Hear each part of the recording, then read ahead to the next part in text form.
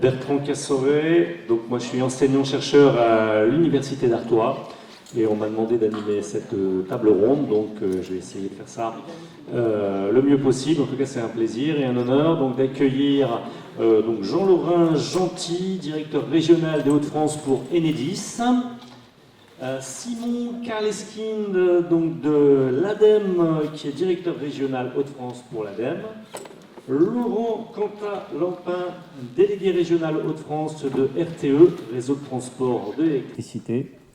Et on ne présente plus Mathias Provs, EDF, directeur à l'action régionale pour les Hauts-de-France. Donc on va essayer de discuter des horizons énergétiques pour les années à venir, à la période en particulier 2035-2040 dans les Hauts-de-France. Alors il y a une politique actuelle dans les Hauts-de-France, un peu comme partout, comme dans beaucoup d'endroits, et heureusement qu'il y a une politique de décarbonation. On va commencer par ce premier des 4 thèmes, la décarbonation, le changement climatique.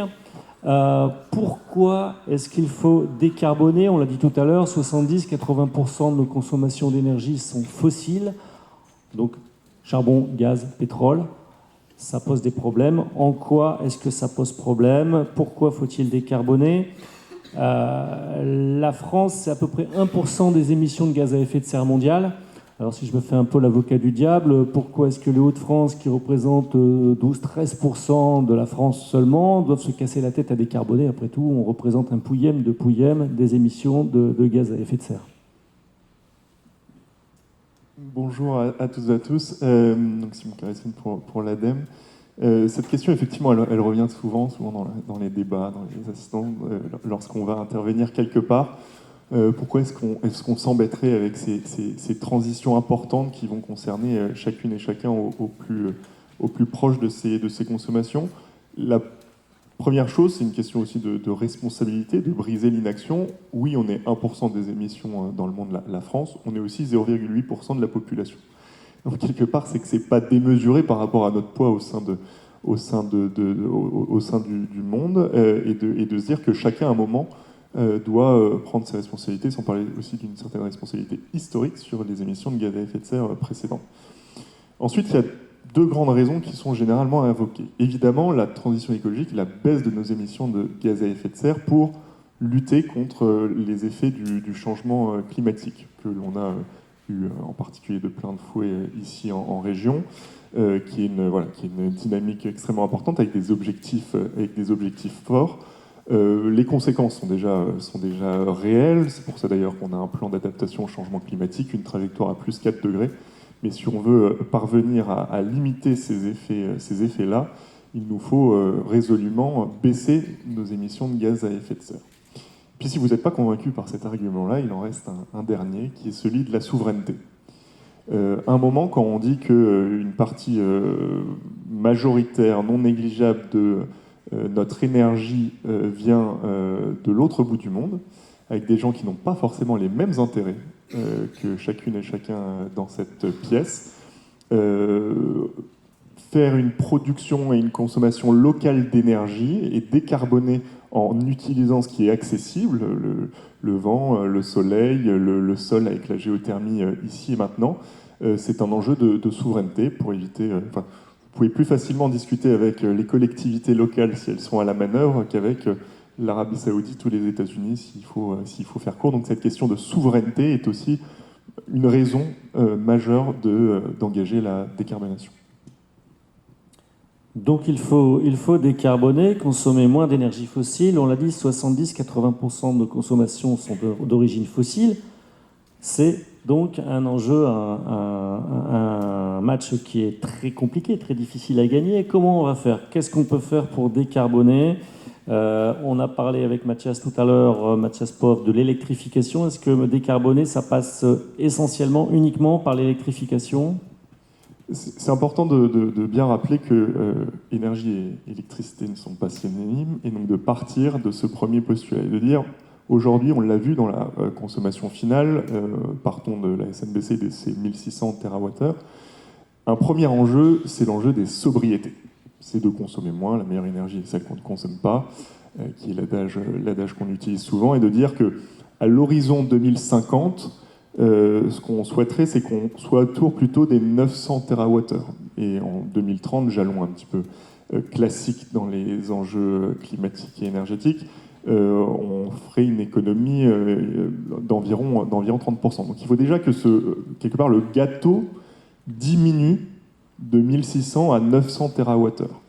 Et une fois que vous avez fait diminuer sur l'énergie, je rappelle l'énergie, dont l'électricité en fait partie évidemment, mais aussi sur les enjeux de chaleur en particulier.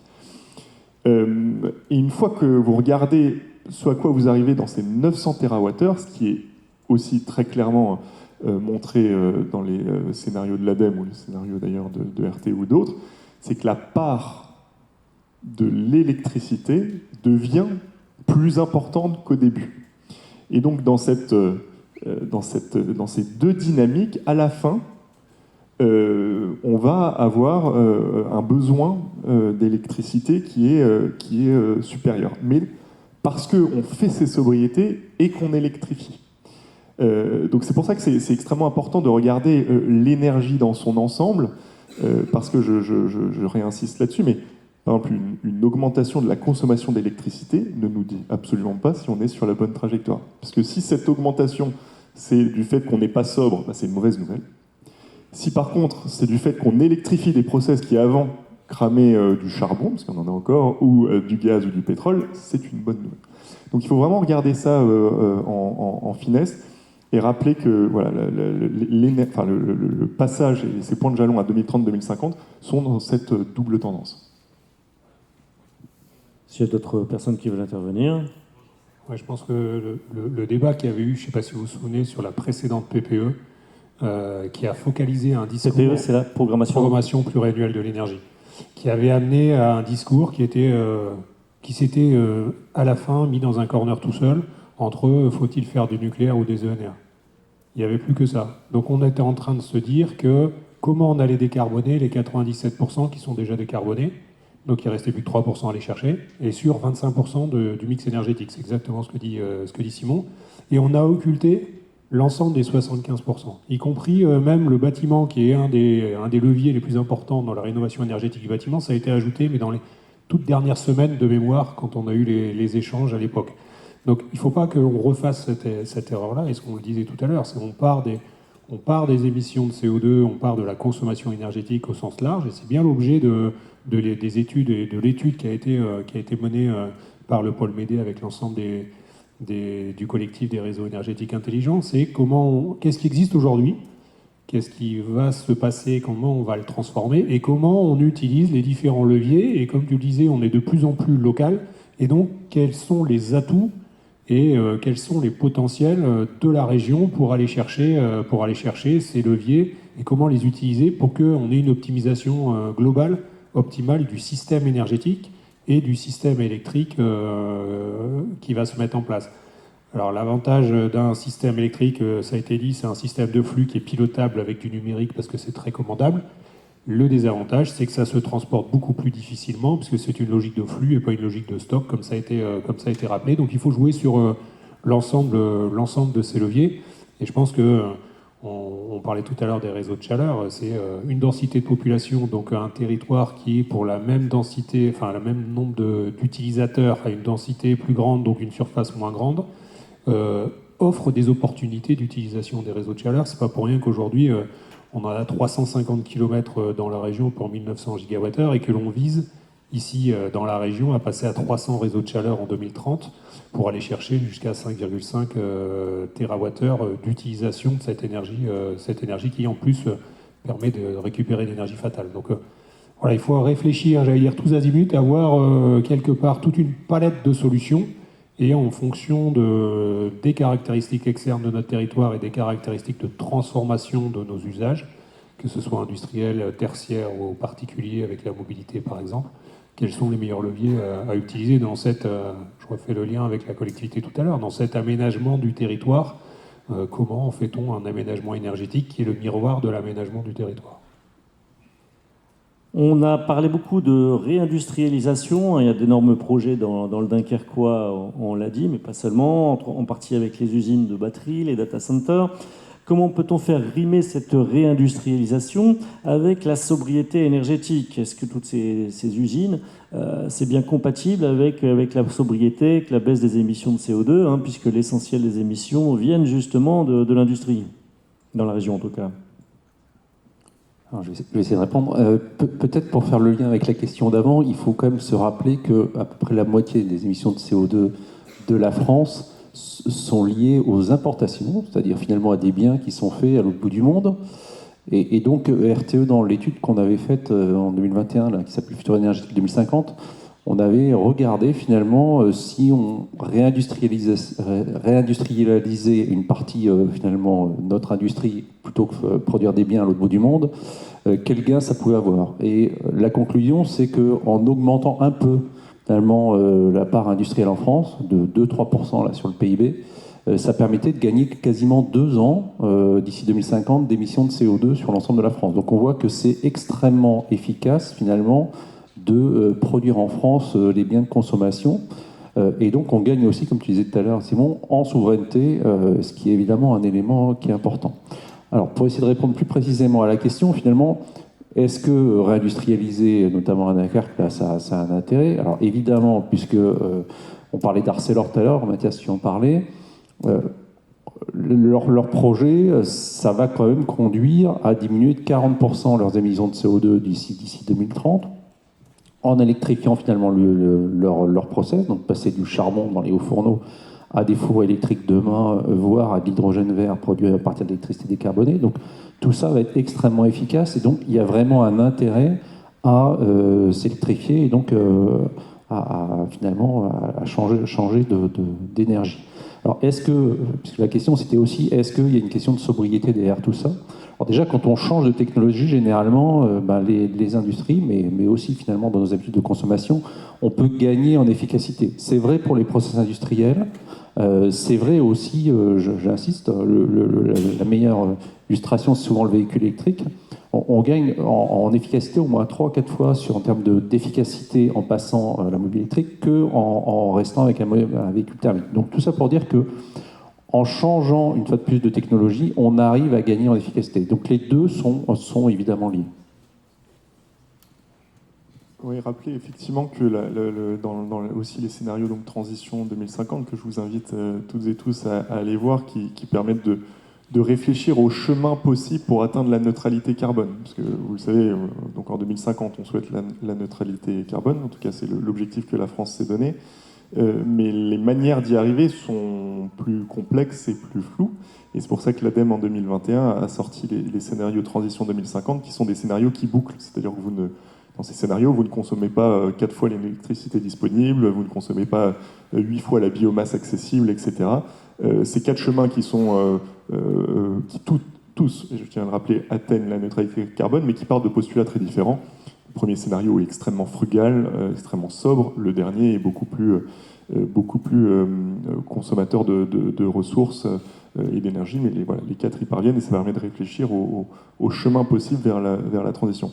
Dans l'ensemble de ces scénarios, la réindustrialisation est un des piliers, puisque, comme l'a dit Laurent, l'important c'est de regarder l'empreinte carbone de la France et que de relocaliser de la production avec un mix énergétique qui est ici en France largement décarboné, permet de largement diminuer ensuite l'empreinte carbone de chaque Français. Donc ce sont vraiment en tout cas une des voies pour parvenir à la neutralité carbone en 2050. La réindustrialisation est un chemin nécessaire. Alors, est-ce qu'il y a des réactions ou des questions dans la salle par rapport à ce qui vient d'être évoqué?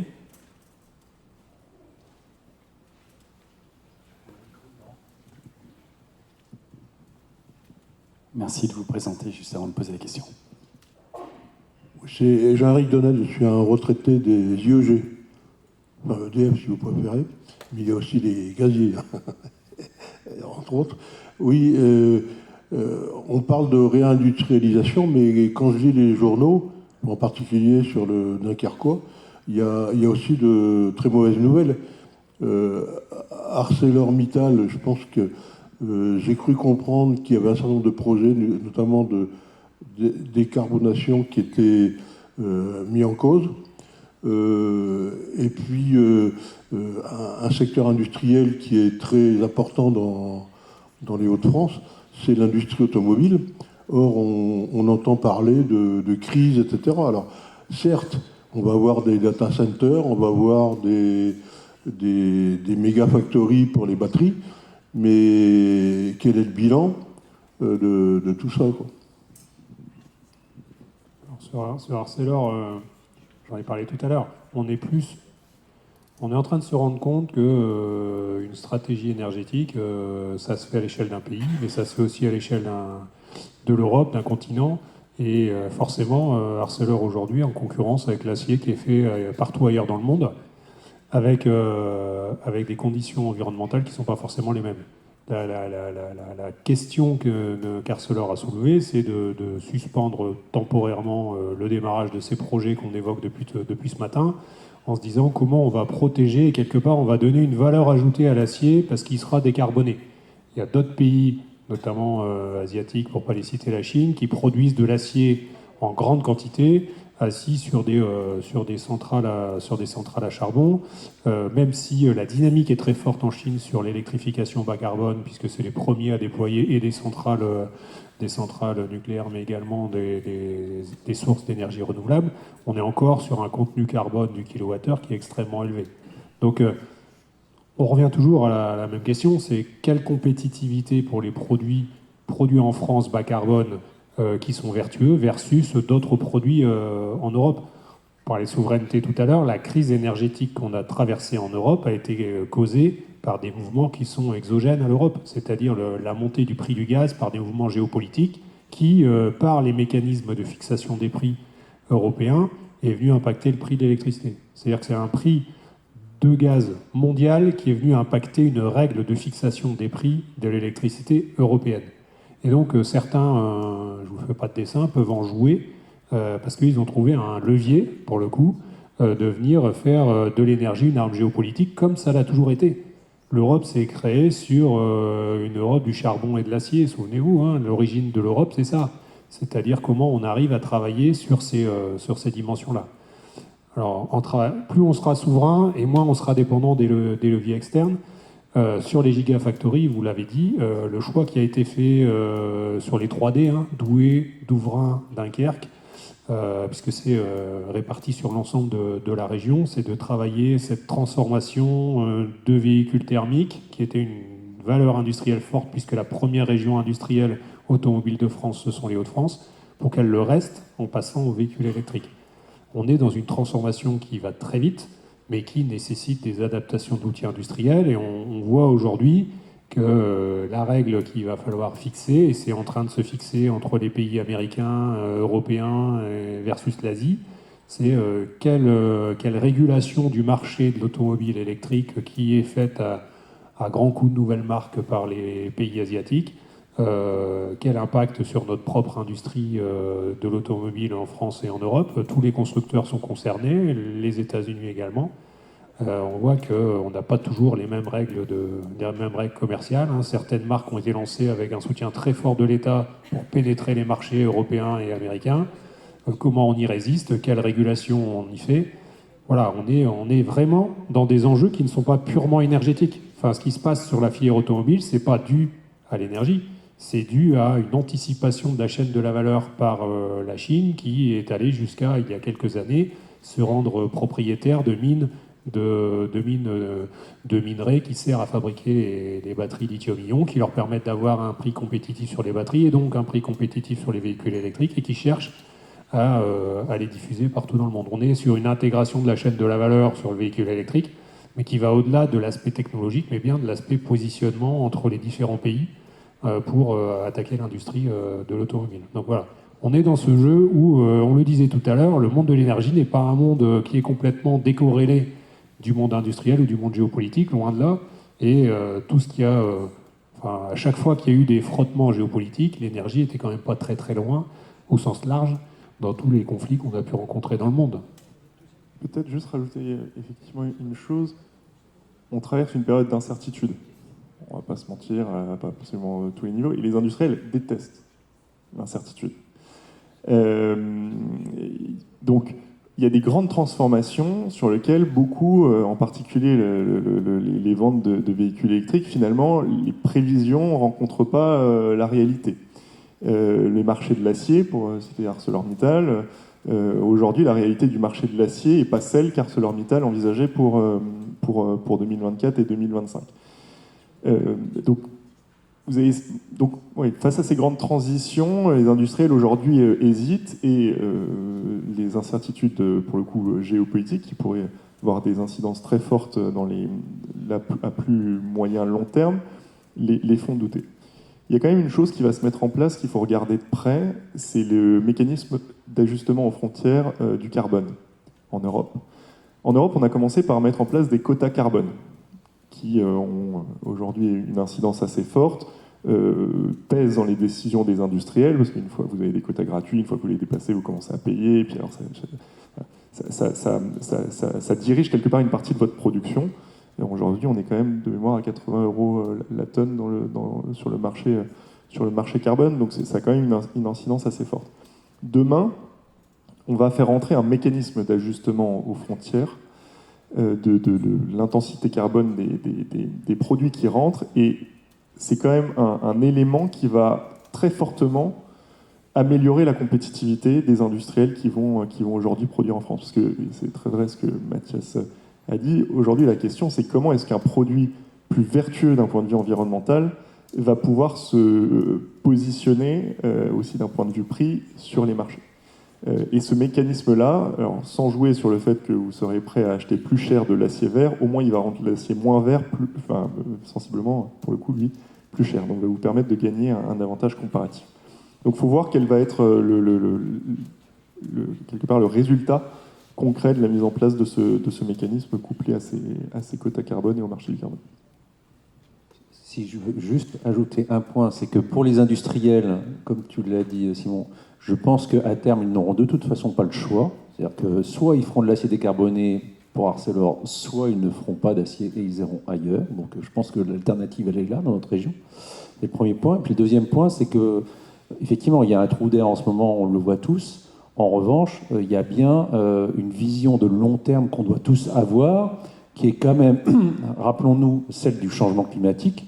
Et le changement climatique, je comprends bien les enjeux économiques, hein, mais lui, il va continuer. Hein. On suffit de voir quand même les dernières catastrophes qu'on a vues, ça se voit dans notre territoire il y a un an avec les inondations à Valence, il n'y a pas si longtemps. Ces changements climatiques, ils arrivent. Et donc, si on ne fait rien au niveau européen, au niveau mondial, ça va s'accélérer. Donc, de toute façon, on a tous intérêt à agir. Alors, je crois qu'on va passer au deuxième thème, donc, qui concerne les transferts d'usage et les nouveaux vecteurs énergétiques. Alors, on va consommer donc plus d'électricité pour moins d'énergie, même si ça peut paraître paradoxal, mais il faudra plus d'électricité pour la mobilité, le logement, l'industrie. De combien est-ce qu'on pense que l'électricité, la consommation d'électricité va augmenter? On a des ordres de grandeur à échéance 2035, 2040, 2050. L'étude qui a été faite récemment côté EDF, on s'est projeté en disant bon, la neutralité carbone 2050, ça veut dire quoi? Le point de passage, que la difficulté, c'est quand on donne des horizons. On est dans une industrie du temps long dans l'énergie. Le problème, c'est quand vous dites aujourd'hui horizon 2050, personne ne regarde parce que se dit c'est tellement loin, il va se passer tellement de choses qu'on verra. Sauf que pour être au rendez-vous en 2050, il faut agir dès aujourd'hui. Donc on essaye de donner depuis peu, hein, vous remarquerez, on donne des horizons de temps beaucoup plus courts, on parle de 2035, 2040.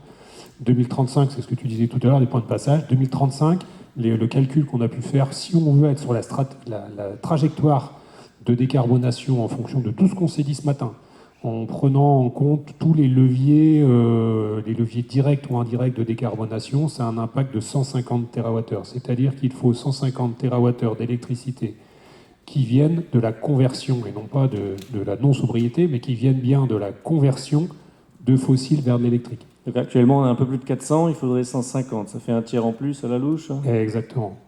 C'est exactement ça.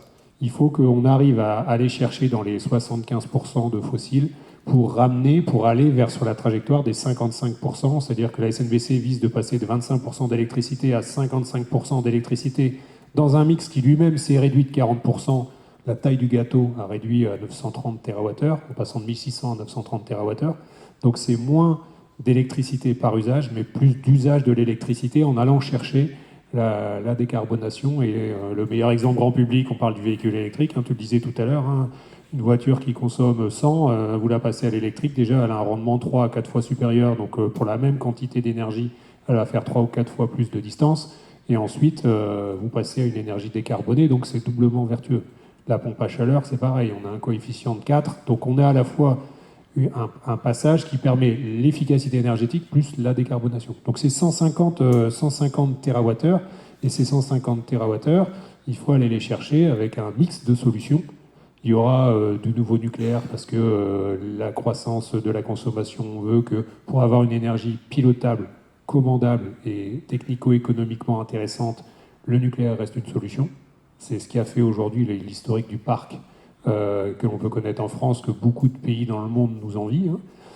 Il y aura le développement des énergies renouvelables, on en a parlé, il y a des trajectoires extrêmement dynamiques et la région en est un très bel exemple. Souvenez-vous, il y a quelques années, l'objectif c'était de faire 30% d'énergie renouvelable dans le mix. C'était l'objectif. Comme jugé très lointain, on y est dans les Hauts-de-France. 30% d'électricité a été produite à partir d'énergie renouvelable en 2023. On a le premier parc éolien français qui se situe dans les Hauts-de-France, alors ça a d'autres conséquences, puisque c'est là où a démarré en premier l'installation d'éoliennes et l'installation de solutions. On aura bientôt un parc éolien au large de Dunkerque, donc la solution ANR est très utilisée dans les Hauts-de-France. Le PV se développe de manière très dynamique dans les Hauts-de-France. On a des installations d'autoconsommation, comme on est les premiers à avoir des installations, en nombre d'installations d'autoconsommation en Hauts-de-France. Donc ces leviers-là sont utilisés, mais on le dit bien, hein, c'est en substitution des énergies fossiles. 150 TWh, c'est pas rien. Hein. C'est quand même, vous le disiez, le parc nucléaire, il va produire cette année 360 TWh. Donc à regarder aux 150 TWh. Donc plus d'électricité, c'est plus de centrales nucléaires, plus d'éoliennes, plus de panneaux photovoltaïques. Ça rencontre des oppositions, tout ça. Il y a des gens qui... Alors, on parle de construire 2 nouveaux réacteurs nucléaires à Gravelines, en plus des 4 existants. Un parc éolien en mer. Là, 6 existants. En plus de 6 existants, pardon. Donc il y aurait 8 réacteurs à Gravelines. Le parc éolien en mer, alors, si j'ai bien compris, nos amis belges, il y en a qui sont pas trop d'accord pour avoir ce parc éolien en mer. Le parc éolien terrestre, on a toujours des gens qui sont horrifiés à l'idée d'avoir des nouvelles éoliennes près de chez eux. Comment est-ce qu'on peut articuler tout ça? Est-ce que vraiment on a besoin de tout ça? Alors effectivement, pour donner des ordres de grandeur, c'est toujours important. Donc Mathias, tu donnais ces 150 TWh au niveau national. RTE, on avait fait une étude régionale qu'on a essayé de présenter tout à l'heure, là où on voit, nous, d'ici 2040, à peu près 30 TWh de plus de consommation, et notamment pour les besoins de l'industrie. Les 2 réacteurs EPR2 de Gravelines qui sont imaginés, hein, pour vous donner des ordres de grandeur, c'est 20 TWh à eux deux. Et le parc éolien en mer de Dunkerque, c'est à peu près 2,5 TWh. Donc voilà, les ordres de grandeur. Donc vous voyez que ces 3 objets-là, les 2 réacteurs EPR plus le parc éolien en mer de Dunkerque, on n'est pas, malgré tout ce qui va arriver, à ce qu'on voit arriver en termes d'augmentation de la consommation sur la région, notamment pour les questions industrielles. Donc il y a d'autres énergies renouvelables qui vont se développer. On parle évidemment des éoliennes terrestres qu'on connaît bien dans ce territoire, mais il y a aussi le parc photovoltaïque, et c'est sans doute lui d'ailleurs qui va le plus augmenter dans les années à venir. Et donc, en tout cas, mon propos, il est vraiment de dire qu'on a besoin de tout ça pour pouvoir, une fois de plus, alimenter l'électrification des usages, et qu'il faut toujours se poser la question, et si on ne le fait pas? Parce qu'effectivement, quels que soient finalement les moyens de production qu'on installe sur le territoire, il y a toujours des oppositions, des gens qui vous disent qu'il ne faut pas en faire, pour des bonnes raisons des fois, et des fois pour des mauvaises raisons. La question, c'est quelle alternative? C'est-à-dire, si à un moment donné on ne fait pas ça, qu'est-ce qui va se passer? Si on ne fait pas ça, on va continuer d'utiliser des énergies fossiles, finalement, pour pouvoir alimenter la consommation, parce qu'il n'y a pas de raison qu'elle s'arrête du jour au lendemain. Et donc, on va juste repousser les problèmes, voire les aggraver, puisque je fais toujours le lien quand même avec les changements climatiques, hein, c'est quand même bien ça l'objectif qui est derrière tout ça, et on va aggraver encore plus les problèmes. Donc, on a vraiment besoin de ces éléments ou ces moyens de production complémentaires électriques, y compris sur ce territoire des Hauts-de-France, pour répondre aux enjeux qui nous attendent dans les années à venir. Alors, l'objectif, c'est d'avoir une électricité qui augmente en consommation pour remplacer les fossiles. Mais actuellement, la consommation d'électricité elle est plutôt en légère baisse. Il y a quelques véhicules électriques qui sont plus négligeables maintenant, mais c'est pas grand-chose. Les pompes à chaleur, ça décolle pas trop. L'électrification dans l'industrie, pour l'instant, c'est encore balbutiant.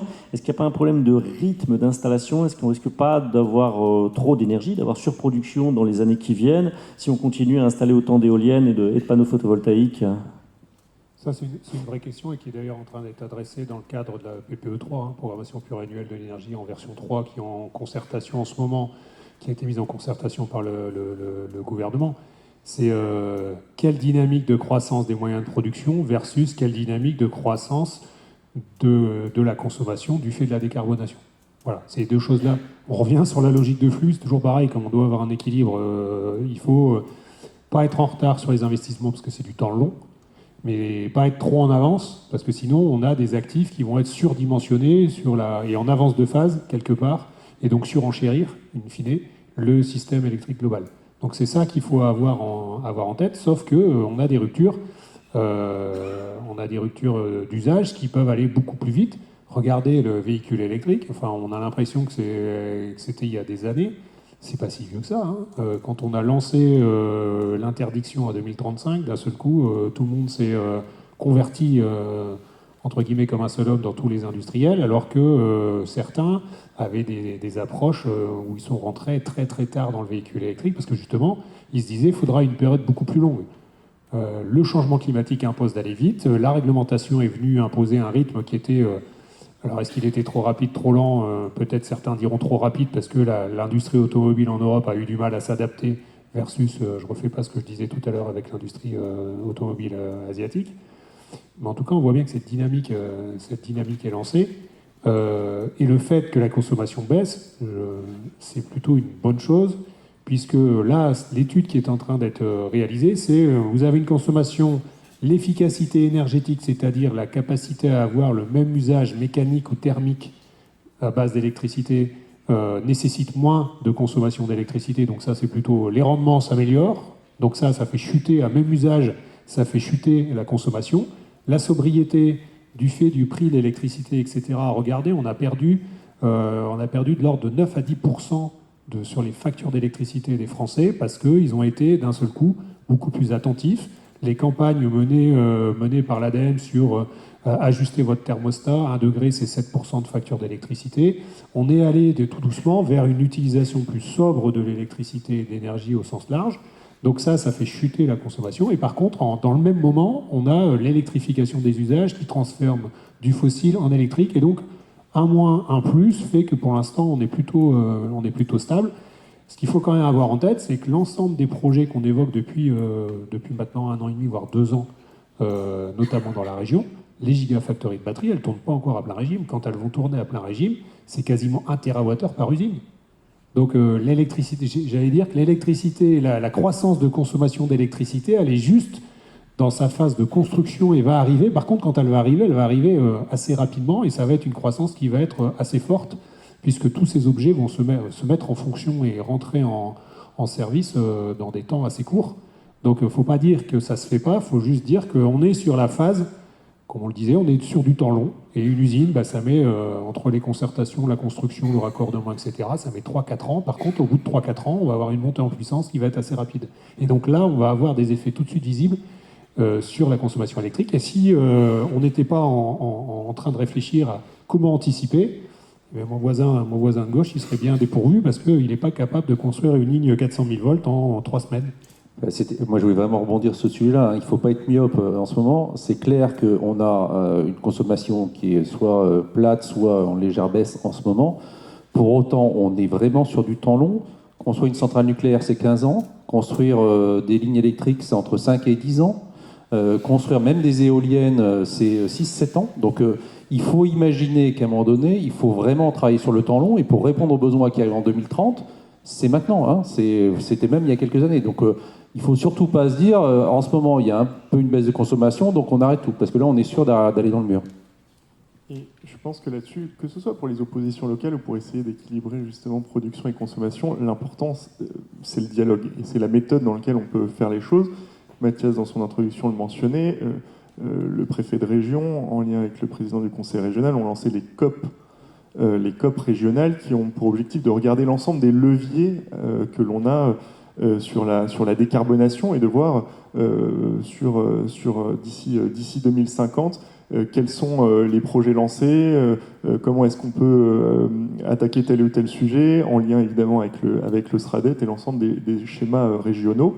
Et plus particulièrement sur l'énergie, on a le comité régional de l'énergie en région, qui se réunit régulièrement à travers des groupes techniques énergie par énergie pour justement regarder ce que ça veut dire chez nous en région que d'aller équilibrer et accompagner l'ensemble des projets sur le territoire. Donc on sent bien que quelque part pendant peut-être longtemps on a pensé que la politique énergétique était quelque chose de très centralisé sur lequel la décision pouvait tomber depuis Paris. Aujourd'hui on voit bien que l'intérêt du local, le rôle des collectivités, les zones d'accélération des énergies renouvelables, le fait qu'il fallait aller vers au-delà de l'acceptation, de l'appropriation des projets d'énergie, de dire demain, en fait, si vous voulez brancher votre voiture ou charger votre téléphone portable, on ne va pas juste compter sur les centrales nucléaires, mais il faudra aussi avoir des panneaux sur vos toits, il faudra mettre des ombrières sur les parkings, il faudra des unités de méthanisation à proximité des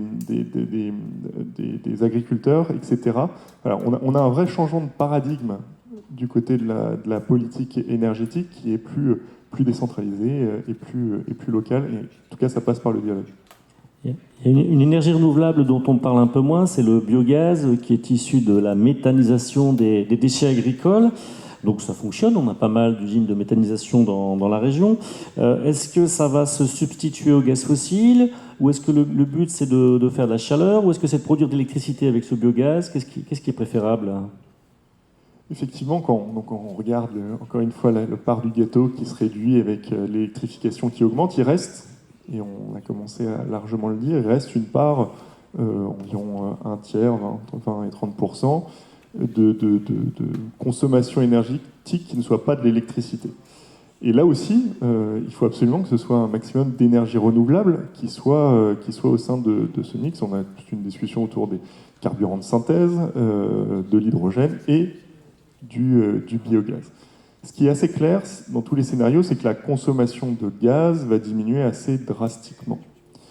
Et que le gaz qu'on va continuer à consommer, il faut absolument augmenter la part de biogaz. Là aussi, malheureusement, sur ces questions de biogaz, il n'y a pas de réponse uniforme. Il y a un besoin d'en produire beaucoup plus. Après, il faut regarder vraiment au local ce qui est le plus intéressant. Forcément, et on parlait d'énergie de flux et de stock, lorsqu'on a du biogaz, aller la transformer vers une source autre d'énergie, comme de l'électricité, il faut que vous ayez une bonne raison, parce que la physique est implacable, vous avez des pertes de rendement quand vous passez d'une énergie à une autre. Donc, si on peut l'utiliser en lieu et place du gaz naturel, c'est toujours une solution la plus enviable. C'est pour ça qu'il y a des projets, par exemple, d'unités de méthanisation à proximité d'industries qui sait que dans les prochaines années, son process ne pourra pas être entièrement électrifié. Et ça, d'avoir un tuyau qui les relie, c'est intéressant. Encore faut-il que ce soit à bonne proximité, etc. Tout est une question de contexte local.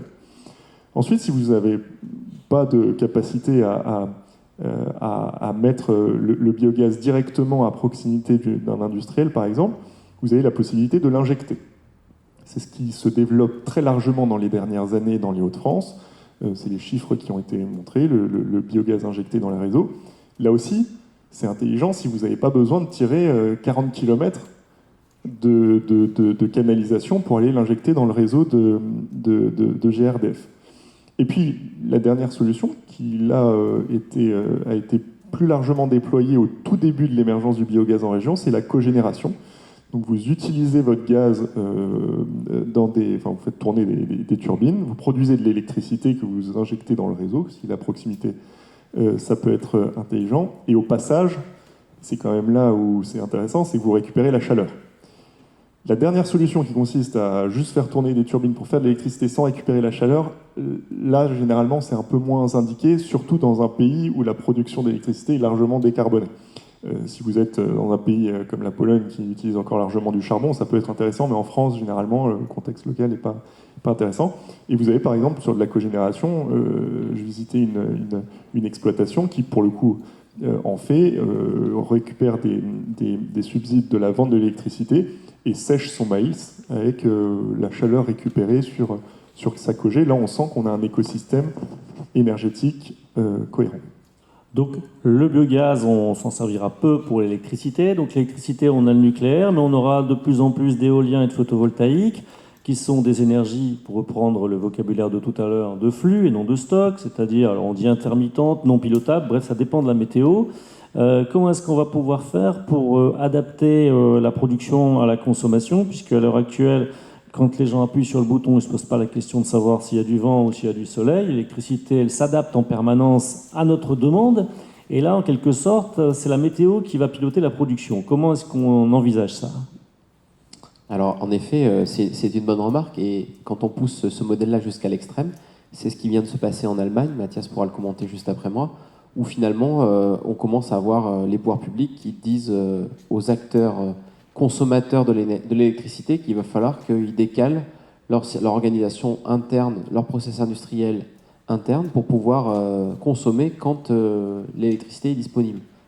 On commence à toucher le système. Alors c'est vrai que le modèle allemand, il a été beaucoup poussé, mais il montre aussi un petit peu l'intérêt que dans un écosystème énergétique, certes, il y ait de l'énergie renouvelable, mais qu'on ait aussi une forme de sécurité par une énergie bas carbone pilotable, dont le groupe EDF est un acteur important sur le nucléaire. Mais je reviens sur la question de dire, bon, de toute façon, cette instabilité, elle a lieu de plus en plus au fur et à mesure que les moyens se raccordent au réseau. Et la question est, est-ce qu'on peut continuer à faire comme avant ? Est-ce qu'on peut faire en sorte que personne... Et c'est exactement souvent ce que je raconte, d'ailleurs, quand je suis toujours émerveillé de voir mes propres enfants qui se posent jamais la question quand ils appuient sur le bouton pour allumer la lumière de pourquoi ça marche, comment ça marche, est-ce qu'un jour ça pourrait ne plus marcher ? Ils oublient en fait, ils oublient notre métier à tous, qui n'existe pas. On a un métier un peu bizarre, c'est que notre objectif à nous, c'est qu'on parle jamais de nous. Bah, en fait, si, on en parle parce que ce secteur qui se transforme, il a beaucoup d'impact dans nos activités et dans notre façon de gérer chacun d'entre nous nos métiers. Sur l'exemple du métier des réseaux, c'est très illustratif de dire ça, mais historiquement, les moyens de production produisaient tout le temps, quand on voulait, quand on en avait besoin. Et nous, notre métier de réseau, c'était juste d'acheminer des électrons depuis quelques points répartis sur le territoire, d'abord chez RTE, puis ensuite chez Enedis, jusqu'à monsieur, madame, tout le monde, la PME, la collectivité, voilà, enfin un peu tout le monde. Donc on avait finalement une infrastructure qui était surtout destinée à accueillir des flux dans un seul sens, stable, donc une infrastructure rigide, solide, mais on va dire, entre guillemets, non pilotable, ça fonctionnait très bien. Le fait que la source de production devienne de moins en moins certaine fait qu'on a besoin, nous, d'avoir une capacité de pilotage dont on n'avait pas besoin avant. Exemple, notamment, on sait que le photovoltaïque est appelé à se développer encore plus qu'aujourd'hui. Déjà, aujourd'hui, il est quand même présent, mais il va se développer dans les années qui viennent. Eh bien, ça va générer une cloche solaire, donc une fenêtre de production très intense en plein milieu de journée, ce qui, historiquement, n'était pas du tout le cas. Donc, nous, on se retrouve maintenant, déjà aujourd'hui, et encore plus demain, dans des situations où, sur des poches de réseau, on a trop de production et pas assez de consommation. Ça ne nous arrivait jamais. Dans ces cas-là, on voit des trucs un peu bizarre, mais si je donne un exemple qui va l'illustrer, c'est qu'on a des flux qui changent de sens. Donc c'est comme si vous êtes dans la montagne, vous avez de l'eau qui coule de la montagne, qui parcourt des tuyaux, qui traverse des barrages. D'un seul coup, l'eau, elle se met à remonter. Vous voyez, votre installation, elle n'est pas du tout prévue pour faire ça. Si vous ne voulez pas inonder tous les riverains, si vous ne voulez pas casser vos turbines dans les barrages, vous avez besoin d'avoir réfléchi, d'avoir anticipé et d'avoir installé beaucoup plus de flexibilité, de gestion, de capacité de gestion de votre réseau. Parce que sinon, l'eau remontante, elle vous fout tout en l'air. Autre exemple, si je reprends la même image, parce que je pense que c'est assez parlant, c'est que le barrage, jusqu'ici, l'eau, elle coulait tout le temps, à peu près pareil. Donc vous avez en fait juste installé un système qui prenait l'eau dans le lac et puis qui la turbinait vers la vallée. Mais comme l'eau, en fait, maintenant, en quantité, elle varie, parfois vous en avez beaucoup trop, parfois vous n'en avez plus. Donc qu'est-ce que vous avez besoin ? Vous avez besoin d'avoir plein de vannes sur votre système pour pouvoir réguler Quand il y en a moins, vous fermez. Quand il y a trop, vous fermez les vannes. Quand il n'y a pas assez, vous ouvrez plus. Donc c'est ce qui se passe sur notre réseau. Notre réseau, en fait, il est en train de vivre cette transition et il fait face à plein de phénomènes auxquels on n'avait jamais été confronté. Concrètement, on peut avoir des pics de tension, on peut avoir des creux de tension beaucoup plus forts qu'avant, on peut avoir ce qu'on appelle du réactif, donc de la puissance, des phénomènes, on va dire, de variation sur la qualité de l'onde qui peut être très importante, qui peut aller jusqu'à générer des perturbations dans les processus industriels, en déréglant complètement les machines.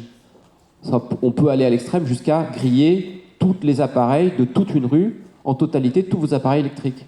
Vous voyez ? Donc en fait, notre métier à nous, c'est de faire en sorte que toute cette instabilité qui est en train de se développer de plus en plus fort sur le réseau, ça reste dans notre métier habituel, c'est-à-dire que ce soit transparent, que personne ne s'en aperçoive, parce qu'on a installé dans notre métier à nous plein de dispositifs qui nous permettent de compenser et de rendre flexible cette installation qui ne l'était pas.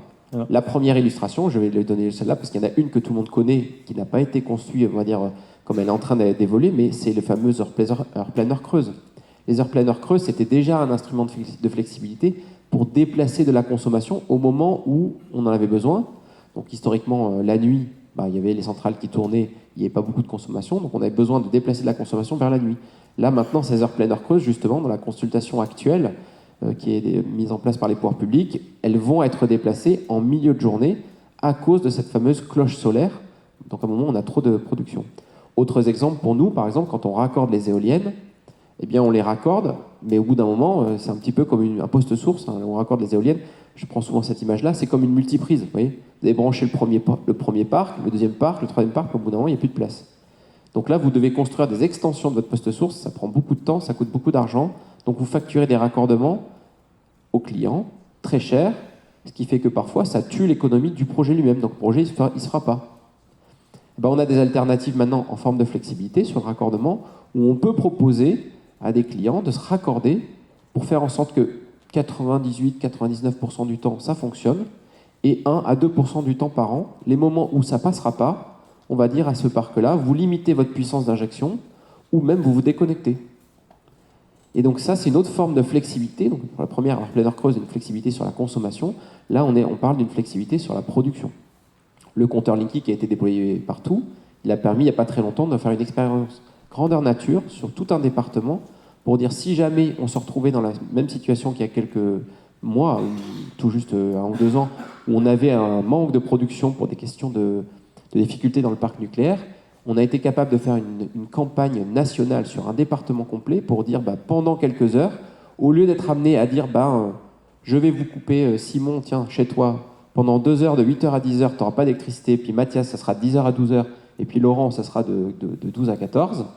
En fait, on a été capable de dire que finalement, dans le département, en utilisant cet outil de régulation, on a baissé temporairement l'augmentation de puissance, ce qui fait que personne d'entre nous n'a été coupé. Par contre, on a eu un plafond de consommation autorisée un peu plus faible pendant quelques heures, ce qui permet de passer le pic de la journée.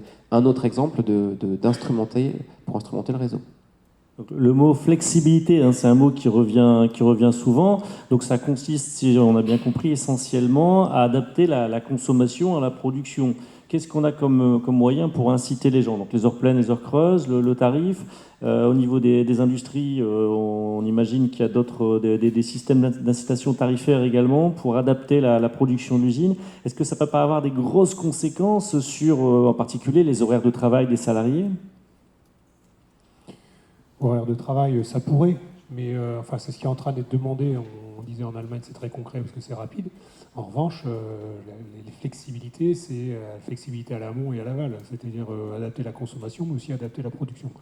Et typiquement, je disais, il y a des industriels qui, aujourd'hui, ont des systèmes de stockage locaux et ils valorisent, parce que comme tout investissement, un industriel, il va regarder c'est quoi mon taux de retour de revenus et mon taux de retour sur investissement. Il le valorise en faisant des effacements, ça peut être ça, c'est-à-dire qu'il a un contrat avec un fournisseur d'électricité qui va lui racheter sa baisse de consommation quelque part, c'est-à-dire qu'il est rémunéré pour s'effacer de telle heure à telle heure sur demande du système et de l'équilibre du système électrique qui est assuré par RTE, c'est ce qu'on appelle l'effacement. Après, il va utiliser ce stockage donc, en s'effaçant du réseau, mais en utilisant l'énergie qui est dans le stockage pour fonctionner peut-être à un régime moindre, mais faire tourner son process industriel. Et quand il revient à sa puissance nominale, peut aussi servir à valoriser, c'est-à-dire lui, dans son usine, rien ne change. Par contre, on peut avoir un besoin très, très soudain d'un surplus dans une poche d'électricité. Et là, c'est ce qu'on appelle les services systèmes qui sont appelés par le responsable d'énergie, le responsable d'équilibre du système qui est RTE, et vont pouvoir appeler ce système de stockage qui est chez l'industriel pour se déverser pendant 1 heure, 2 heures et gommer une pointe. Ça, c'est ce qu'on appelle les services systèmes. Et c'est autant de sources de valorisation qui développent un nouveau modèle économique, c'est ce qu'on appelle la valorisation des flexibilités.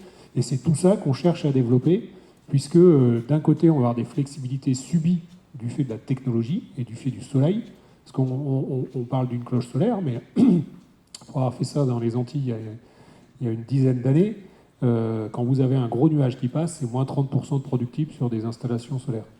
Quand vous êtes dans un bout de ligne, à la pointe des châteaux en Guadeloupe, pour ceux qui connaissent, avec 2-3 postes d'EP, distribution publique, et une grosse installation sur une centaine de logements sociaux, quand vous avez 30% de baisse de productible, votre réseau s'adapte instantanément, ce qui fait qu'il y avait des grosses baisses de tension, ce qui faisait décrocher des usages et ça faisait disjoncter, ou alors vous passiez de 230 volts à 180, et donc tout ce qui n'est pas prévu pour ça ne fonctionnait plus.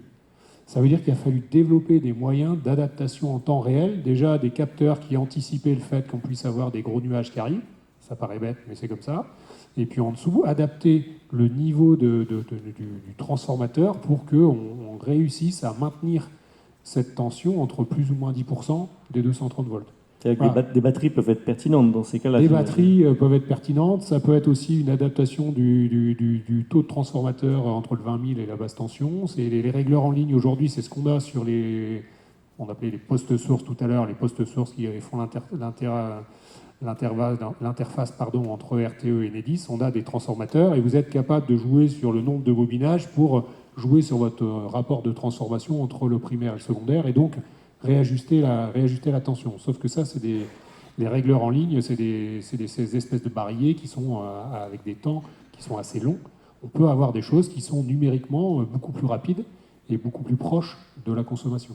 Après, on peut avoir aussi des usages. Si vous regardez votre alimentation de votre ordinateur, dedans, c'est une alimentation à découpage qui va prendre entre 150 volts et 230 volts. Vous la branchez, quelle que soit l'entrée, il va ajuster la fréquence d'échantillonnage et donc vous faire quelque part une tension de sortie qui est toujours la même, quelle que soit l'entrée. Ben là, c'est un peu ça, hein, on transforme le réseau entre une alimentation à découpage géante, où quelle que soit l'entrée avec une certaine tolérance, ce soit complètement transparent à la sortie pour votre utilisation. Il y a ça, puis il y a aussi des nouvelles flexibilités qui apparaissent, hein, parce qu'on a parlé tout à l'heure des véhicules électriques, et donc vous voyez maintenant les premiers contrats, c'est le cas sans faire de publicité, mais pour la nouvelle Renault 5 de Renault, où il y a un contrat de fourniture d'énergie qui est proposé, avec un fournisseur qui peut proposer un contrat en disant la plupart du temps, je vous vends de l'électricité pour charger votre voiture, mais de temps en temps, je vous rachète l'électricité qui est stockée dans votre batterie pour pouvoir l'injecter sur le réseau et je vous la déduis de la facture d'achat de votre propre électricité. Différents fournisseurs proposent ça, le groupe EDF aussi propose ce genre de formule. C'est le V2G, véhicule tout. Voilà.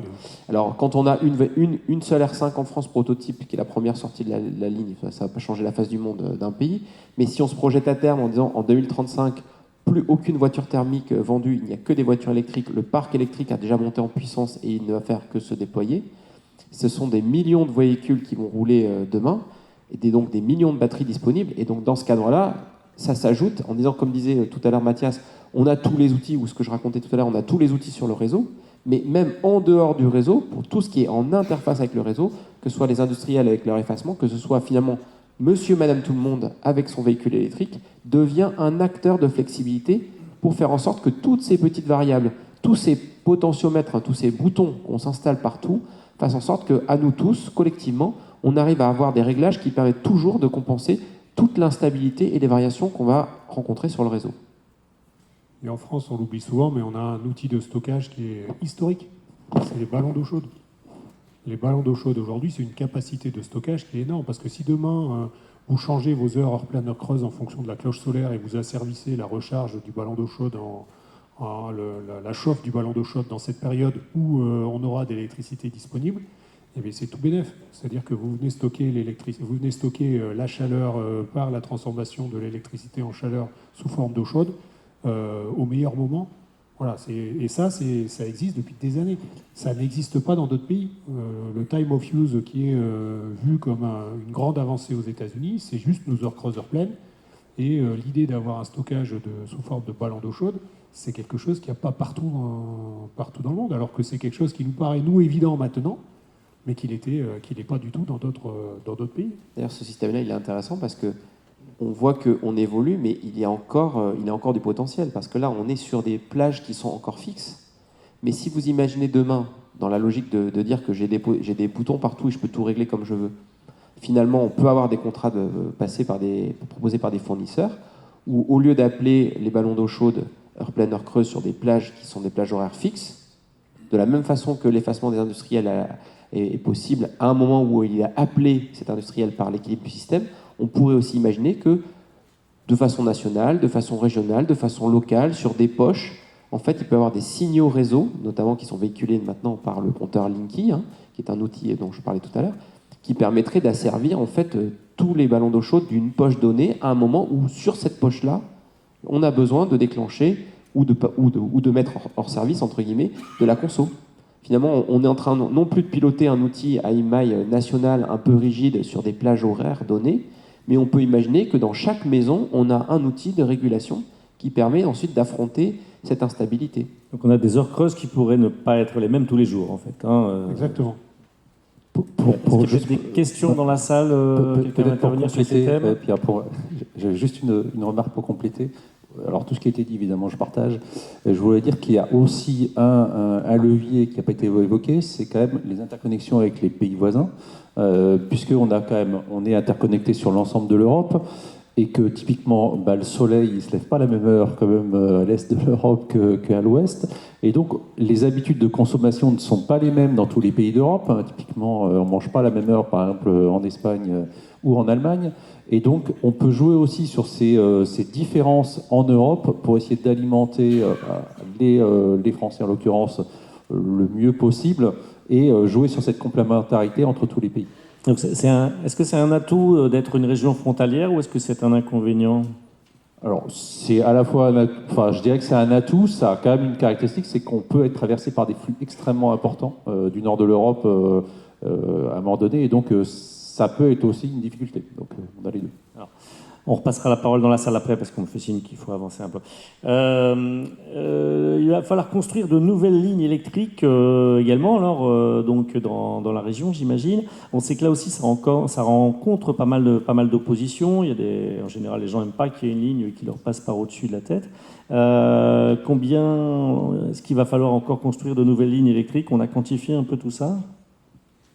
Alors, on est en plein dedans, nous, RTE, en train de le quantifier, puisqu'on a ce qu'on appelle un schéma décennal de développement du réseau qui devrait sortir fin janvier, début février, pour donner de la perspective à 10-15 ans de ce qu'on devrait investir. Il y a des ordres de grandeur qu'avait cité Mathias tout à l'heure, qui sont quand même qui restent d'actualité. On parle de 100 milliards d'euros pour RTE, 100 milliards d'euros pour Enedis, donc ça donne quand même des perspectives. Sur la région, on a des projets déjà aujourd'hui qui sont très concrets. On parlait de Dunkerque. Dunkerque, on va construire des nouvelles lignes électriques 400 kV, donc nos autos d'électricité, pour pouvoir alimenter les industriels sur une distance qui reste limitée, puisqu'on parle d'une dizaine de kilomètres. Donc ça, c'est pour des besoins de consommateurs. Dans tous les cas, en tout cas, dès qu'on a besoin d'alimenter des gigafactories de batteries, des décarbonations d'industrie, ou des data centers, on va avoir besoin de réseaux. Dans tous les cas, il va falloir évidemment raccorder ces consommateurs. Mais on a aussi besoin de renforcer demain notre infrastructure globale du réseau. Je parle de réellement des grands axes 400 000 volts, de la colonne vertébrale finalement du réseau français. Pourquoi? Parce que tous les changements dont on a parlé depuis tout à l'heure, ils sont colossaux. Nous, RTE, on a l'habitude de dire qu'on est en train de revivre, là, dans les années qui viennent, ce qu'on a vécu au moment de l'arrivée du parc électronucléaire français dans la fin des années 70. Donc ça montre les enjeux qui sont considérables, et on ne pourra pas le faire sans renforcer notre colonne vertébrale du réseau français. Et on a un exemple très précis aujourd'hui sur le territoire des Hauts-de-France, qui est une nouvelle ligne électrique 400 000 volts qu'on est en train de projeter entre Amiens et la Normandie. Pourquoi? Enfin, pour vous expliquer très simplement les choses, on a des parcs de production massifs qui sont en train d'arriver sur l'ouest, côté normand, à la fois avec les EPR de Panly qui sont en train d'arriver, mais aussi avec les parcs éoliens en mer qui sont en train d'arriver dans la Manche. Donc une grosse partie de production qui arrive là à l'ouest. Et à contrario, côté est, Amiens, c'est les Hauts-de-France, avec des enjeux industriels, notamment de décarbonation, mais aussi de nouvelles industries qui sont aussi importants. Et donc on voit bien qu'on va avoir d'un côté une grosse production, de l'autre côté une grosse consommation. Les flux d'électricité, forcément, ils vont passer de l'ouest à l'est, à un moment donné. Et donc on n'est pas capable, avec le réseau existant, de pouvoir répondre à ces enjeux-là. Donc là, on a une ligne de 80 km électrique aérienne qu'on va construire entre la Normandie et Amiens, justement pour renforcer notre infrastructure et puis pour répondre à ces enjeux-là. Donc clairement, on ne pourra pas se passer de réseaux électriques complémentaires pour pouvoir répondre à tous ces enjeux d'électrification. Donc ça, c'était, on va dire, concernant les autoroutes des électrons, les grands poteaux, les grands câbles. Mais en fait, à l'autre bout, c'est la même chose. Côté Enedis, sur le réseau basse tension et moyenne tension, on a aussi beaucoup de choses à construire pour plein de raisons. La première, c'est déjà, chaque année, on construit en fait du réseau, même entre guillemets sans rien faire, parce qu'on a toute la dynamique de raccordement avec les nouveaux immeubles, les nouvelles ZAC, les nouvelles entreprises, les nouveaux pavillons, les nouveaux lotissements de logements sociaux. Bref, tout ça, ça génère une activité, on va dire, naturelle qui fait que chaque année, on construit toujours des nouveaux kilomètres de réseau. Mais par là-dessus se rajoutent deux choses. La première, c'est cette transition énergétique, c'est plein de parcs photovoltaïques, c'est plein de parcs éoliens onshore qui sont raccordés à l'essentiel chez Enedis. C'est aussi plein de bornes de véhicules électriques, c'est aussi plein de pompes à chaleur qu'il faut de nouveau raccorder au réseau. Quand on les raccorde, d'ailleurs, ces nouveaux usages électriques, le réseau n'était pas prévu pour acheminer autant d'électrons, donc il faut en plus que non seulement on les raccorde, mais en plus on doit aussi renforcer ce réseau, c'est-à-dire augmenter la taille des câbles, changer les transformateurs. Donc bref, on a beaucoup d'activités supplémentaires qui est liée à cette transition énergétique qui se produit, à cette décarbonation. Si on ne le fait pas, les gens ne peuvent pas installer une pompe à chaleur, c'est bien, mais si le réseau ne permet pas d'acheminer les électrons, vous ne pouvez pas vous chauffer. Et puis, je voudrais terminer en disant qu'il y a aussi un troisième phénomène qu'on oublie, mais on le vit encore, on l'a encore vécu ce week-end, c'est que la dégradation du climat, parce que malgré tout, cette transition énergétique, on l'a fait, mais on l'a fait un peu tardivement, le climat se dégrade. 2024 est donc l'année la plus chaude enregistrée depuis qu'on enregistre des températures, et ça génère un climat qui devient de plus en plus agressif, et agressif pour tout un chacun, mais agressif aussi pour les ouvrages du réseau électrique. Et donc, le renouvellement naturel qu'on avait enclenché jusqu'ici, en fait, maintenant, il est plus suffisant parce qu'on a une vitesse accélérée de dégradation de ces ouvrages-là, et donc on doit, nous, avoir une politique de remplacement beaucoup plus ambitieuse que ce qu'on avait précédemment. Donc, non seulement on construit des nouvelles lignes électriques depuis le câble de branchement jusqu'au câble de réseau pour la transition énergétique et notre activité classique, mais en plus de ça, on doit renouveler beaucoup plus vite ce réseau qui s'use, entre guillemets, beaucoup plus rapidement.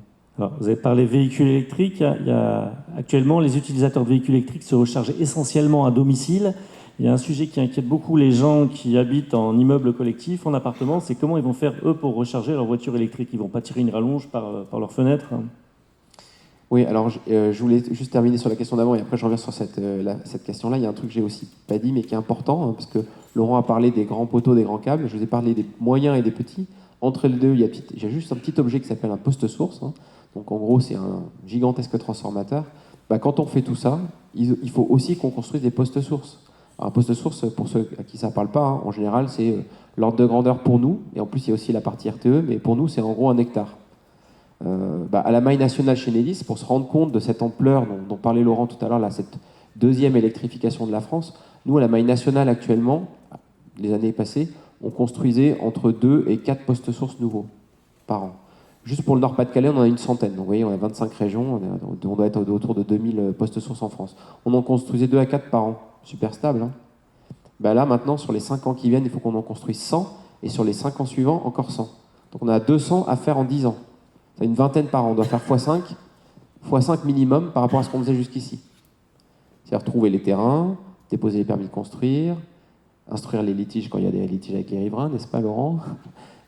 Et ensuite raccorder tous les parcs, etc. Donc c'est vraiment un truc gigantesque qui est en train de se passer pour nous, faut pas le sous-estimer. Alors, est-ce que tout le monde pourra accorder son véhicule électrique? Disons qu'il y a plein de nouvelles solutions qui sont en train d'être développées. Notamment, on a ce qu'on appelle la solution réseau électrique auto.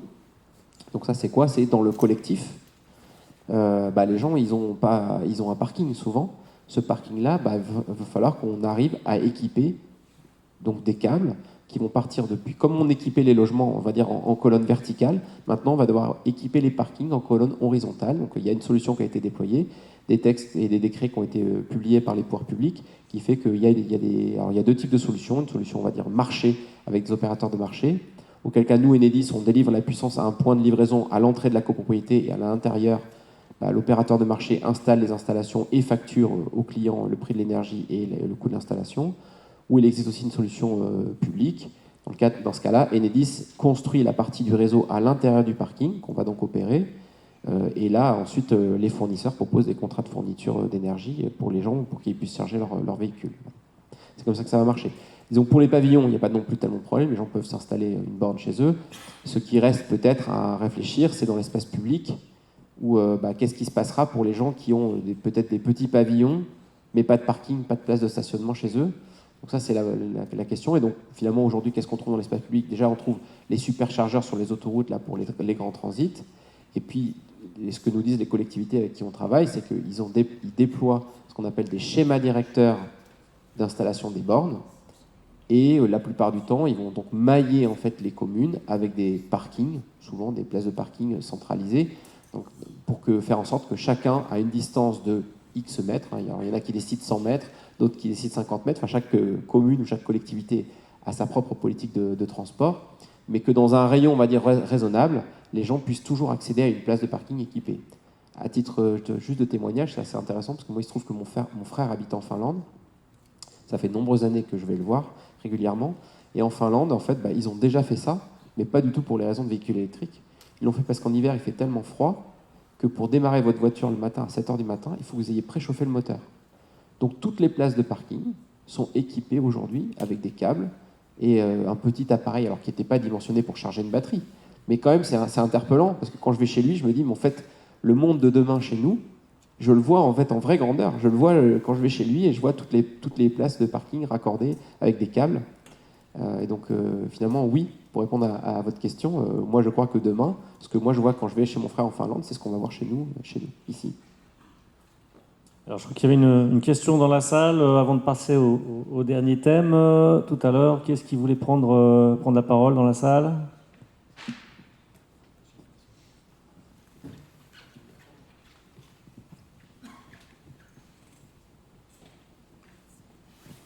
Bonjour, c'était Bruno François, professeur à l'École centrale de Lille et chercheur au L2EP. C'était un commentaire sur l'exemple très bien illustré, j'ai trouvé tout à l'heure, sur la consommation liée au ballon électrique et au niveau des chauffe-eau. C'était une réflexion par rapport au message initial que l'on avait entendu précédemment, qui est allé vers de la sobriété énergétique. Et je me disais qu'en fait, ces messages-là, en fait, il faut les faire évoluer. Il faut les faire évoluer plutôt vers de l'agilité énergétique, c'est-à-dire savoir consommer l'électricité au moment où elle est là, ou consommer d'une manière plus générale l'énergie au moment où elle est là, et puis savoir être sobre en dehors de ces moments-là.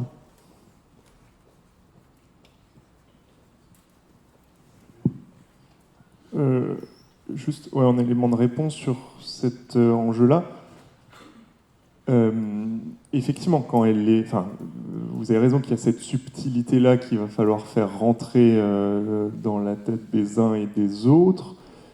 Après, le message de sobriété est quand même assez premier finalement dans cette équation, parce qu'on ne passe pas non plus de 1600 TWh à 900 TWh de consommation en disant qu'on va juste la consommer au bon moment. Enfin, c'est quand même un changement. Enfin, le phénomène de sobriété est quand même, pour le coup, dans l'ensemble des scénarios, assez massif. Et se poser la question puisque la sobriété, c'est ça, c'est est-ce que j'en ai besoin ? Poser la question du besoin. Je pense à un message qui est, d'un point de vue communicant, parce qu'il y a ça aussi, on peut rentrer dans toutes les subtilités, mais à la fin, il y a aussi des efforts de communication à faire. Je pense à un message simple sur lequel chacun peut se positionner. Bien, on va pouvoir passer au dernier thème qui concerne la région des Hauts-de-France, les atouts de la région dans le domaine énergétique. Alors, on a une région, Monsieur Poivre, vous l'avez rappelé tout à l'heure, où on a mis en place la 3e révolution industrielle, c'était en 2013. Qu'est-ce que ça a permis Est-ce que ça a permis déjà de diminuer les émissions de CO2 dans la région ? Oui, ça les a fait diminuer. Alors, j'ai plus tous les chiffres en tête, mais on a largement diminué. Ça a permis aussi... On est passé de 58 millions de tonnes CO2 à 48 en 10 ans, pour vous donner une ordre de grandeur. Ça a fait chuter, c'est clair, mais surtout, je pense que le premier atout de cette révolution industrielle, cette 3e révolution industrielle, et ce qui avait été lancé, alors d'abord TRI, puis renommé REV 3 à l'époque avec Philippe Vasseur, c'est que ça a créé une dynamique régionale.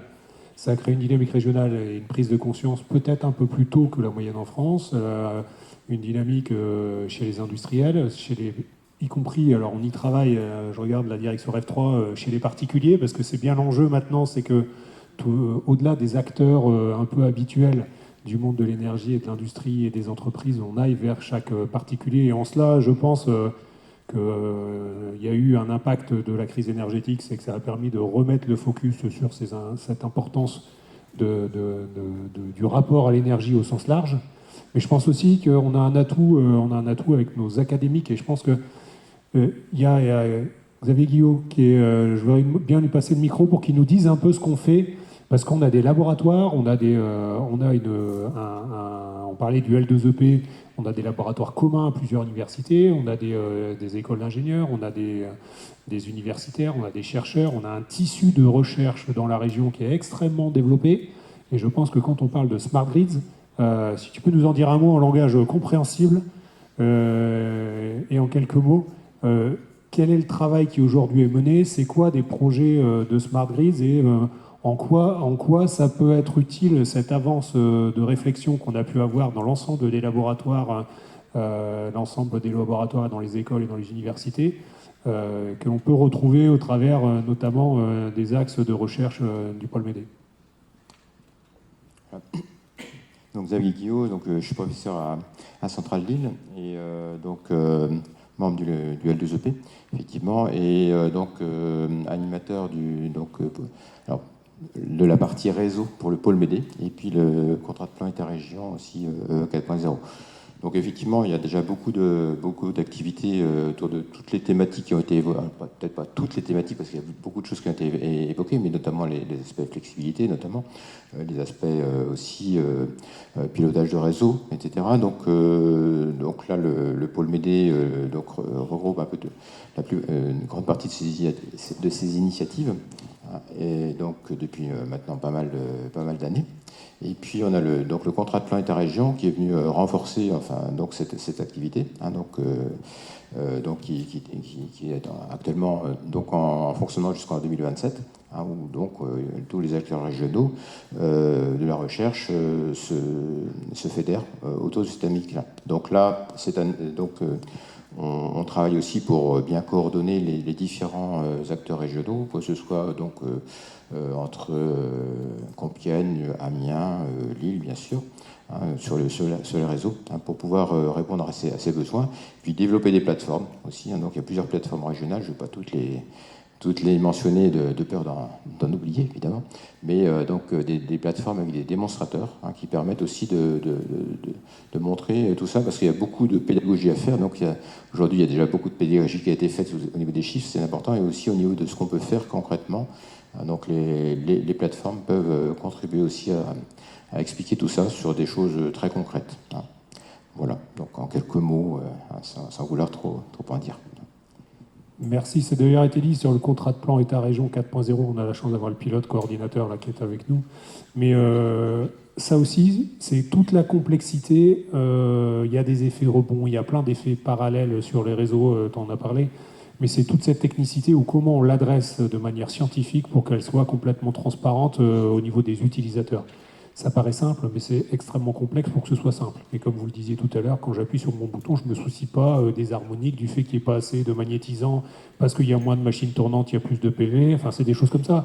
Enfin, le fait de produire massivement avec du photovoltaïque et non plus avec des machines tournantes vient déséquilibrer le rapport entre énergie puissance active, puissance réactive, qui historiquement avait des utilisations et des répartitions dans l'utilisation des réseaux qui est en train de changer. Donc comment on met toute cette technicité en back-office quelque part pour que ce soit transparent, ça c'est un atout de la région, puisque c'est des choses qui sont travaillées notamment au travers du contrat de plan État-région énergie électrique 4.0 et tous les labos qui travaillent sur ces sujets-là. Donc la puissance académique, deux, la conscience, je dirais, de la dynamique de l'écosystème, et trois, je dirais le dynamisme qui a été lancé des collectifs, parce qu'on parle depuis ce matin le collectif des réseaux énergétiques intelligents, il y a le Coresol qui a été lancé, je vois FX qui était tout à l'heure dans la salle, qui vise à développer et à aider à la dynamique du développement du solaire, et notamment du solaire en toiture dans le bâtiment. Il y a le Corbi sur le biogaz, on l'a dit, il y a le Corem, le collectif sur la mobilité électrique qui a été également lancé et qui fédère l'ensemble des acteurs sur la mobilité électrique. Et quelque part, le COREI vient faire le lien, comme traite des réseaux, il vient connecter ces différents aspects. Il y a la feuille de route collective sur l'hydrogène. Donc on a des approches qui sont extrêmement pointues, domaine par domaine, avec une interface bien souvent nationale, voire internationale, et on a une approche plus systémique, puisqu'on l'a dit, un mix est un système énergétique, et dans ce système énergétique, il y a un système électrique, il y a un système de récupération de chaleur, il y a un système de collecte de CO2. On voit bien que c'est des différentes couches qui interpénètrent et qui dialoguent entre elles. Et c'est l'objet justement de ce CORI, de mettre l'ensemble de ces acteurs et un représentant de chacun de ces acteurs et de ces collectifs pour réussir à refaire une cohérence d'ensemble. Et ça, je pense que c'est quelque chose qu'on ne retrouve pas dans d'autres régions. Dans d'autres régions, pour avoir pas mal regardé ce qui s'y faisait et travaillé régulièrement avec l'ensemble de mes collègues directeurs régionaux au niveau national, on voit qu'on a des approches par thème qui sont des atouts de la région. Et l'approche qui a été faite dans les Hauts-de-France, c'est avoir cette approche par thème avec les atouts de la région, mais aussi d'avoir une approche un peu systémique qui a été initiée au travers d'un master plan et d'une réflexion globale avec la dynamique REF 3 est largement soutenue par l'ADEME dans sa mise en œuvre et dans son animation. On a parlé souveraineté énergétique. Est-ce que l'objectif, c'est d'avoir une souveraineté énergétique dans les Hauts-de-France, dire les énergies locales, elles sont pour nous, ou est-ce qu'au contraire, on va être amené à échanger davantage ? Ça, c'est important, parce que j'ai oublié de le signaler tout à l'heure. On a beaucoup réfléchi à, on le disait tout à l'heure, il va y avoir 2 EPR, il va y avoir un parc éolien offshore, on a une dynamique sur l'éolien solaire, le photovoltaïque terrestre, le photovoltaïque en toiture, la géothermie et autres. Mais tout ça, c'est une réflexion, on n'est pas sur une île. On est interconnecté, on le disait, et alors aujourd'hui, on a 52 TWh de production pour 42 de consommation, on est déjà exportateur. Donc la logique énergétique, c'est valoriser au plus proche l'énergie que l'on a en potentiel local, mais derrière, c'est comment on s'interconnecte avec les autres régions et les autres pays, forcément. Ça a été très bien illustré par Laurent, c'est que l'interconnexion et le fait qu'on ait un réseau interconnecté et non pas, comme ça a pu l'être avant les années 40, des entreprises locales de production et de consommation d'électricité, ça fait qu'on a une résilience beaucoup plus forte, on a des économies d'échelle et on a des moyens de production qui peuvent être beaucoup plus éloignés. Aujourd'hui, la centrale de Gravelines, c'est une centrale qui rayonne dans toute la France et l'Europe. C'est pas une centrale qui alimente uniquement les Hauts-de-France. L'ensemble du parc éolien alimente largement l'Île-de-France, alimente largement la Normandie et la région Grand Est. C'est la caractéristique de l'électricité, c'est justement une énergie de flux qui circule via les réseaux, et cette densité de réseau est un atout pour la France. Moi, j'insiste sur un point. On dit que la région, elle est exportatrice en moyenne sur une année. Mais en réalité, si vous regardez toutes les secondes ou toutes les heures, il y a des moments où on importe et des moments où on exporte. Et heureusement que les réseaux sont là pour permettre finalement d'alimenter en temps réel les habitants de la région. Et donc, on a vraiment besoin d'être dans un écosystème qui est évidemment national, mais même européen. Donc il faut vraiment voir la complémentarité de l'ensemble de nos systèmes à cette échelle-là. Et je pense que ces différentes échelles, elles ne s'opposent pas. C'est-à-dire qu'on a besoin à la fois de l'échelle européenne, nationale, régionale, mais aussi locale. Et c'est l'ensemble de ces échelles-là qui contribuent une fois de plus à alimenter les Français. On a parlé beaucoup de technique ce matin, mais il y a une notion de prix et de marché. Le marché européen, il est bâti sur le merit order, c'est-à-dire que le marché européen, il est bâti sur un fait que vous avez une plaque de cuivre, entre guillemets, européenne. Il y a dedans des moyens de production qui injectent et d'autres des moyens de soutirage qui viennent consommer l'électricité. Et on cherche à démarrer les moyens de production en partant du moins coûteux en coût unitaire, ce qu'on appelle le merit order, jusqu'au plus coûteux en fonction de la courbe de charge et de demande d'appel en énergie. Et ça se fait à l'échelle européenne. Donc on est bien dans un système où on vient optimiser le système énergétique européen et forcément on a une subsidiarité locale, régionale, nationale et ensuite européen. Et c'est ce pilotage de ces grands équilibres qui permettent aussi d'optimiser le coût de l'énergie et la facture des utilisateurs. Donc ça, c'est extrêmement important. Et la variabilité vient engendrer de la variabilité sur les marchés qui engendre des facteurs de surcoût. Et quand vous voyez arriver des prix négatifs, parce qu'à un moment, vous avez tout un système, parce qu'il y a du grand vent qui produit beaucoup d'électricité au moment où on n'en consomme pas, eh bien, on vient créer paradoxalement un déséquilibre aussi, pas seulement sur les réseaux, mais aussi sur les marchés, qui fait qu'on a un phénomène qui vient détruire de la valeur. C'est-à-dire que non seulement on évacue de l'électricité à un moment où on n'en a pas besoin, et donc ça provoque plein de problèmes techniques, la fameuse eau qui remonte sur la montagne, mais ça vient aussi détruire de la valeur parce que ça fait des prix de l'électricité négatifs pendant des courtes périodes, mais qui viennent du coup détruire quelque part les business plans de ceux qui habituellement produisent. Donc voilà, c'est un ensemble. Quand on parle de technico-économique, c'est que le marché doit s'adapter aux contraintes techniques, mais parfois c'est un peu aussi dans l'autre sens. C'est quelle valeur et quelle valorisation on a, et en donnant une valeur différente aux flexibilités, en faisant contribuer ceux qui gèrent l'intermittence à comment on va investir pour gérer qui génère cette intermittence, comment on va la gérer. Il faut qu'il y ait une boucle de retour pour que le système électrique, lui aussi, et le système énergétique, parce que par interconnexion, il soit équilibré, y compris sur les aspects tarifaires et sur les aspects de facture pour les clients.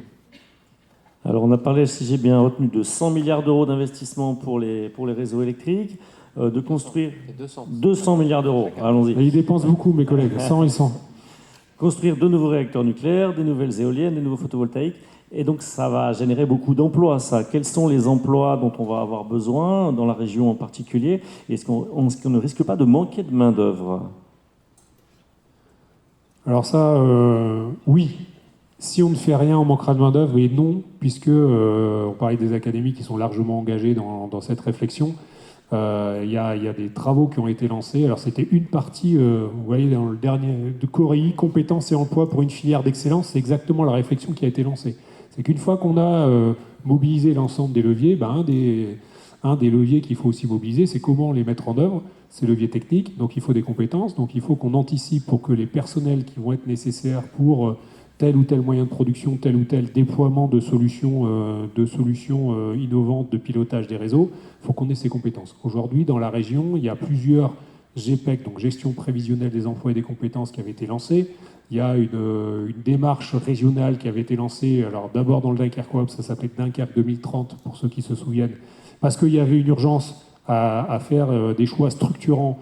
Parce que c'est là où, pour l'instant, on a, avec la dynamique de décarbonation, la dynamique d'électrification, la dynamique de construction des moyens de production, c'est là où le besoin était le plus prégnant. Mais en fait, on s'aperçoit que c'est un épicentre et que l'ensemble de la population des Hauts-de-France va contribuer. Rien que sur la filière énergétique, d'ici 2030, on va créer 6 000 emplois chez les énergéticiens, mais également dans toute la filière. C'est-à-dire que quand vous voulez construire un poste source, vous allez avoir du terrassement, vous allez avoir du ferraillage, du coffrage, du banchage, après de l'équipement électrotechnique, l'achat de matériel, la réception, la logistique et tout ce qui va avec. Ça génère des besoins de l'ordre de 6 à 7 000 personnes là d'ici 2030. Et un projet comme les 2 EPR2, on va être à 10 à 12 000 personnes tous les jours sur le chantier. Donc ça veut dire qu'en ce moment, adossé à l'ensemble des réflexions qu'on peut avoir avec l'ensemble des grands projets qu'on a pu citer, c'est de l'ordre de 20 000 emplois qui vont être créés d'ici 2035. Donc ça veut dire des logements, ça veut dire des moyens de transport, ça veut dire des routes, des ronds-points, des écoles, des médecins. Et des réseaux, bien entendu, on en a parlé.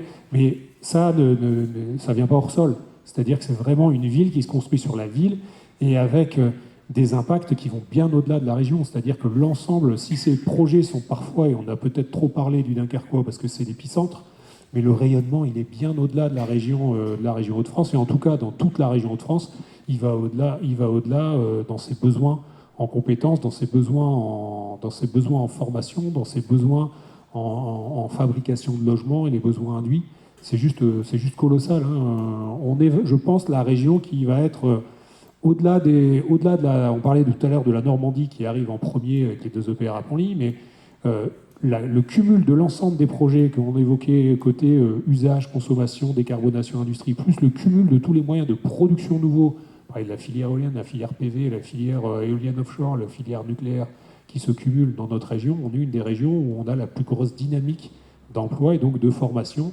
Et donc cette réflexion qui a été menée, c'est par dizaines de milliers d'emplois et qui vont de l'opérateur jusqu'aux chercheurs, aux chimistes et aux ingénieurs. Donc il y a toute la palette des formations qui va être tirée par ces grands projets. En tout cas, c'est plutôt positif pour la région et une bonne opportunité pour la région. Alors, effectivement, je crois qu'il faut vraiment voir ça comme une grande opportunité, tout ce qui arrive en termes de transition énergétique. Tu parlais, Mathias, notamment évidemment de l'EPR, qui va générer beaucoup d'emplois. Et tous les secteurs, on a parlé donc de la production, là, qui va générer des emplois importants, que ce soit nucléaire, côté énergie renouvelable. On le voit avec mon collègue Jean-Laurent sur la partie des réseaux, c'est-à-dire où là, on voit effectivement des investissements qui vont être importants. Après, juste une précision, les 100 milliards d'euros, c'est la somme des investissements d'ici 2050. Il n'empêche qu'on a de toute façon à renouveler notre réseau régulièrement et que l'ordre de grandeur, c'est plutôt x2, hein, si vous voulez savoir par rapport à ce qu'on faisait d'avant. C'est pas 100 milliards comme ça qu'on crée ex nihilo. J'en reviens donc à la question des réseaux. Et puis le troisième, c'est aussi toutes les questions, on parlait tout à l'heure de consommation. Il y a des emplois qui sont considérables dans la rénovation énergétique du bâtiment, par exemple. On parlait de mobilité électrique, toutes les structures des recharges de véhicules électriques. Ces infrastructures, il va falloir les créer, donc ça crée aussi de l'emploi. Donc c'est sur l'ensemble de la France, je crois que les chiffres qui sont donnés, c'est une centaine, c'est entre, je crois, 200 000 emplois dans les 10 ans qui viennent. Donc c'est vraiment une opportunité considérable sur laquelle, effectivement, il faut tous qu'on s'appuie. Et du coup, ensemble, pour préparer un peu cette logique-là, parce que finalement, la bonne nouvelle, c'est que la région devient super, on va dire, l'avenir. C'est plus du tout ce qu'on voyait dans le passé, il faut aussi se dire ça, hein, parce que l'image d'Épinal que la région des Hauts-de-France a eue pendant des années, c'était celle de Bienvenue chez les Ch'tis, avec les corons, etc. Et on est en train on a déjà commencé à changer, on a quitté ce monde-là. On est plus dans le monde où on se dit, on va peut-être pas avoir assez de main-d'œuvre, il faudra importer de la main-d'œuvre qui viendra d'autres régions. Ça, c'est la super nouvelle. La, entre guillemets, moins bonne nouvelle, si je peux dire comme ça, mais on s'en occupe, c'est que nous-mêmes, au quotidien, on a besoin d'embaucher pour nos activités propres, et que dans un marché du travail qui va devenir plus tendu, du coup, c'est moins facile de recruter. Et donc, on se doit aussi, dès aujourd'hui, d'enclencher, pour la filière des réseaux électriques, je ne parle même pas pour une entreprise ou pour une autre, mais pour toute la filière, des actions qui vont sécuriser nos embauches de demain. Donc, un exemple que je voulais donner, c'est avec Laurent, côté RTE, et puis toutes les entreprises prestataires qui travaillent avec nous. On a enclenché depuis l'année dernière une action qui s'appelle les écoles des réseaux. Côté nucléaire, il y a la même chose qui a été engagée avec l'Académie des métiers du nucléaire. L'Université des métiers du nucléaire. Voilà. Et en fait, ça veut dire quoi? Ça veut dire qu'on est en train de changer de braquet parce qu'on va devoir fidéliser nos jeunes. Déjà qu'on ne va pas en avoir assez. Donc il va falloir qu'on importe des jeunes qui viennent d'autres régions pour pouvoir pourvoir tous ces besoins. Mais il faut aussi qu'on soit vigilant à fidéliser quelque part ceux qui sont dans le territoire. Donc cette action, elle est menée en profondeur dans le territoire.